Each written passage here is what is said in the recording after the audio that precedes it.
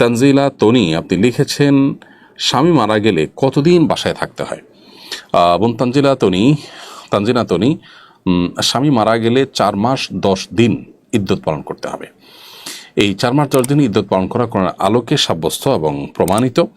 এবং এই 4 মাস 10 দিন একজন নারী তার স্বামী মারা যাওয়ার কারণে তিনি ইদ্যত পালনকালীন সময় বিবাহ বন্ধনে আবদ্ধ হবেন না এবং নির্দিষ্ট জায়গায় নিজে থাকবেন।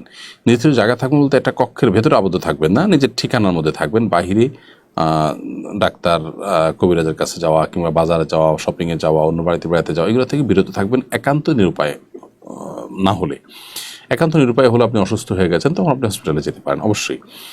তো এখানে আপনার যে ঘরে আপনি ইদ্যত পালন করবেন, সেই ঘরের চৌহদ্দিতে আপনি থাকবেন, একান্ত প্রয়োজন ছাড়া বাহিরে যাবেন না।